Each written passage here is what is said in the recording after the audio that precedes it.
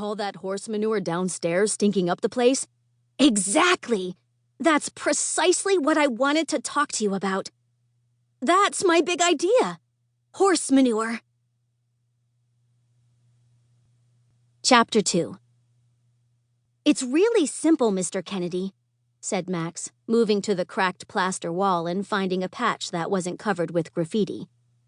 She pulled a thick stub of chalk out of her baggy sweater pocket and started sketching on the wall, turning it into her blackboard. Please hear me out, sir. Try to see what I see.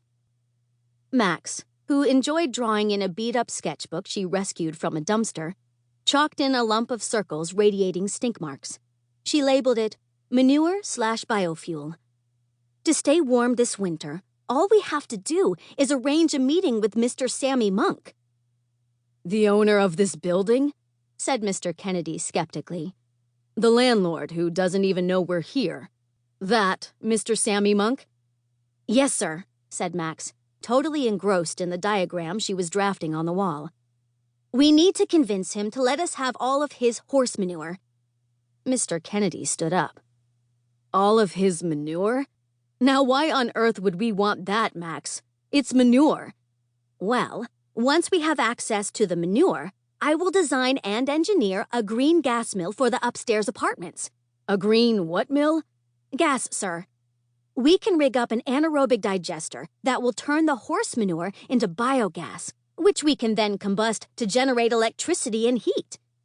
You want to burn horse manure gas? Exactly.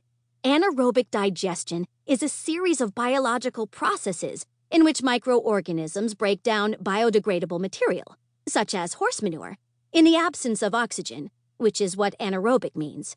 That's the solution to our heating and power problems. You're sure you're just 12 years old?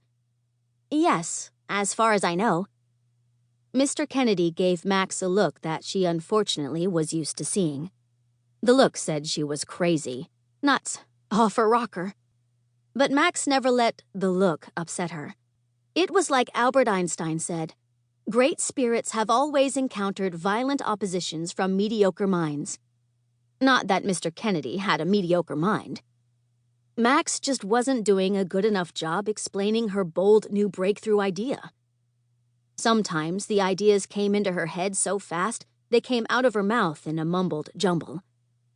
All we need, Mr. Kennedy, is an airtight container, something between the size of an oil drum and a tanker truck.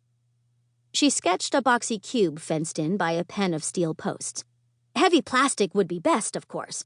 And it would be good if it had a cage of galvanized iron bars surrounding it. Then, we just have to measure and cut 3 different pipes.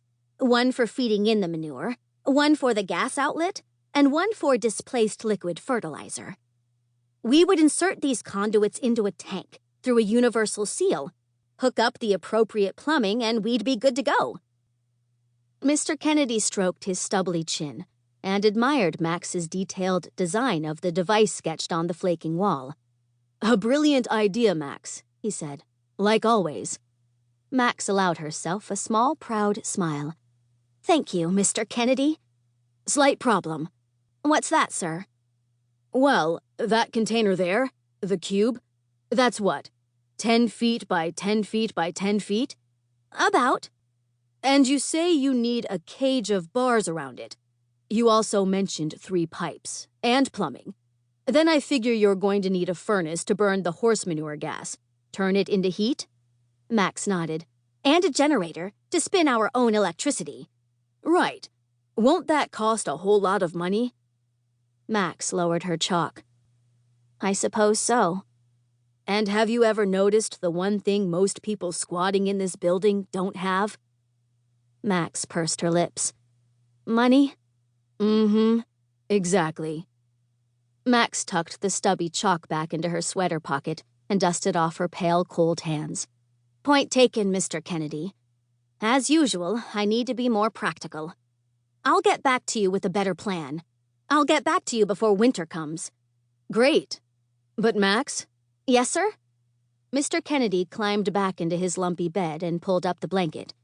Just don't get back to me before 7 o'clock, okay?